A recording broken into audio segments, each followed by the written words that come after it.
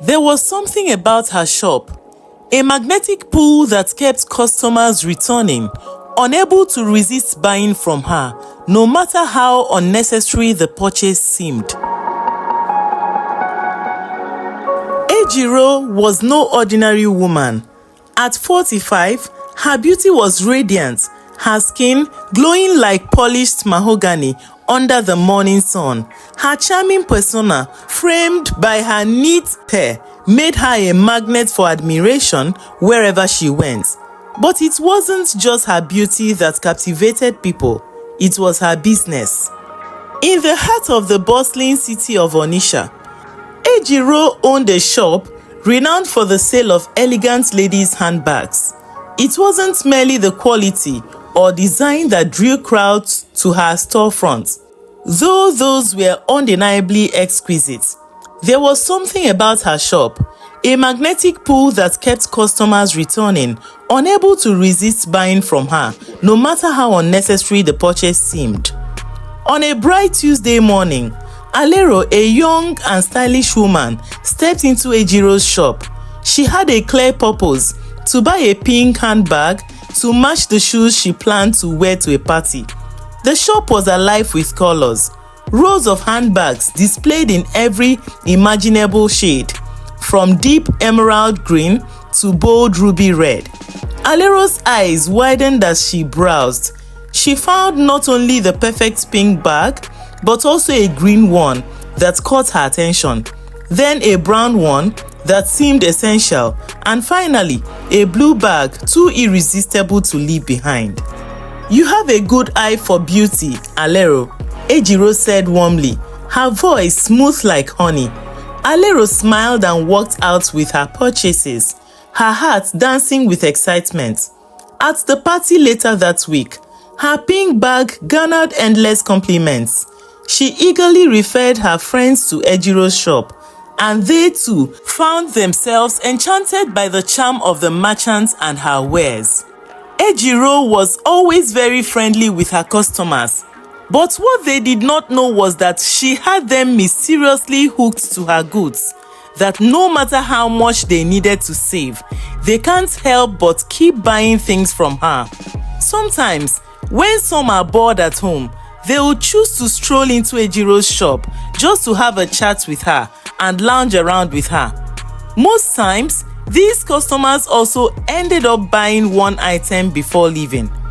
A woman named Carol had bought a set of handbags just 2 weeks ago, but as she stopped by Ejiro's shop one Saturday afternoon, she ended up picking a green purse despite having 2 other designs of green purses.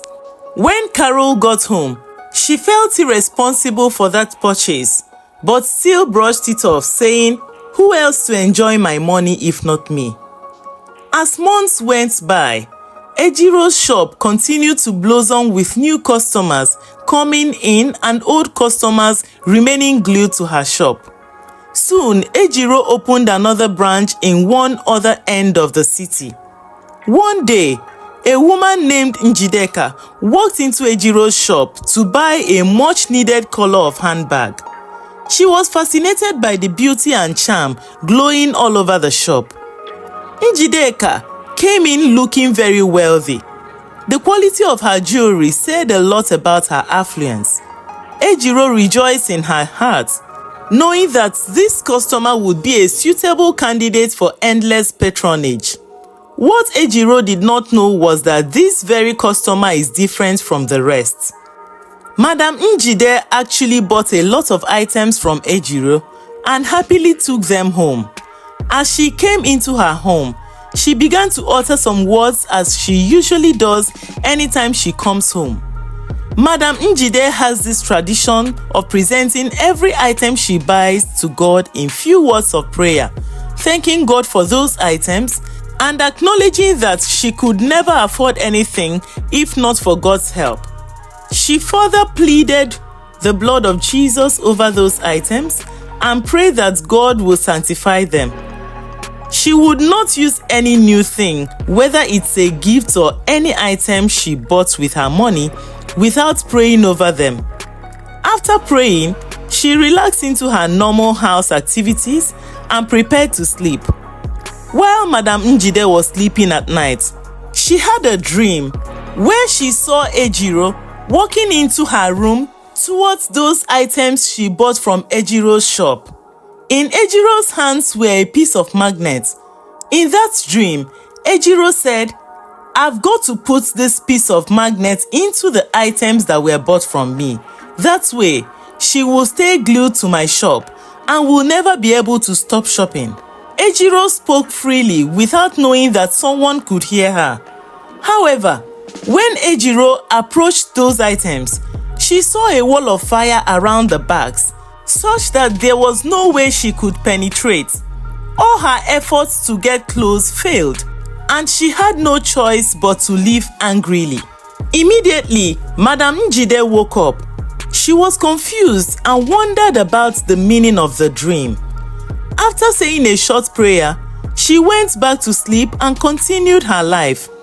About 1 week later, Madam Njide shared her dream with her friend, who referred her to Ejiro's shop. As Madam Njide narrated the dream to Madam Bimbo whilst in her living room, Madam Bimbo shuddered. "No wonder I can't stop buying even the things I don't need from Ejiro." Madam Bimbo felt so bad about that, but didn't know what to do as she was already trapped. But Madam Njide told her not to worry, that she will pray for her and that the siege will be broken. "I also pray sometimes, but it had never occurred to me to pray over the things I bought or even over gifts given to me," Madam Bimbo responded. Madam Njide went ahead to explain the importance of prayer to her and encouraged Madam Bimbo to learn to commit even the most immaterial things to God's hands. They both prayed together and Madam Bimbo left. It's been 2 months and Madam Bimbo noticed that she has not had any need to visit Ejiro's shop. Madam Bimbo did not hesitate to share this experience with some other Ejiro's customers that she knew. One day, as Madam Njide was taking a walk around her neighborhood, Ejiro walked up to her with a stern look, warning her to stay away from her business. Madam Njide could barely recognize Ejiro. "Who are you?" Madam Njide asked. She responded, "I am Ejiro, the woman you bought some bags from a couple of weeks ago. I kept quiet, expecting you to know to stay away from my business, but it looks like you want to see what I can really do. Watch out, since you won't shut up, I might help you do just that." Madam Njide refused to respond to Ejiro's warning, but decided to respond the better way. Every midnight, Madam Njide would wake up to pray and have her family covered with the blood of Jesus. She did not need to spend much time doing it, but just tried her best to stay consistent with it. She would also present some other of her needs to God whilst praying at midnight.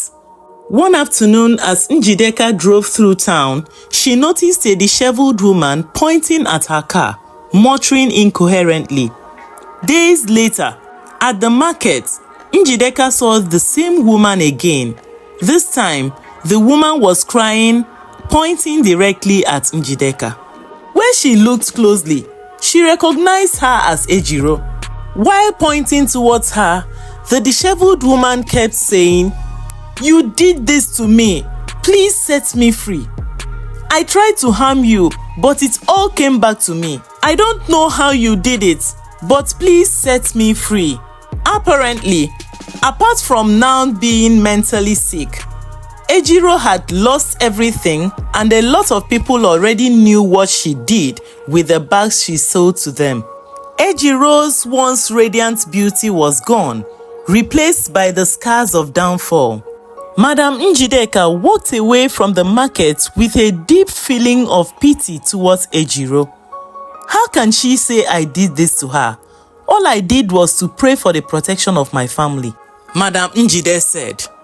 That night as she prayed, she lifted Ejiro before God, asking God for mercy and that God will grant Ejiro salvation and peace. Many months later, Njideka saw Ejiro again. This time, her sanity was restored. Taking a step of faith, Injeka approached her and shared the gospel with her. Ejiro, humbled and broken, accepted the message of salvation. Injeka did not stop there. She helped Ejiro secure a job, offering her a fresh start. Over time, Ejiro rebuilt her life on an honest foundation. The story spread through the city, not as a tale of shame, but as one of redemption.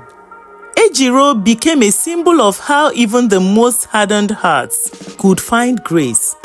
Injeka continued her quiet life, confident that her prayers had made a difference. And so, Ejiro's story became a lesson to all that true success is rooted in integrity and no charm can replace the power of faith and prayer.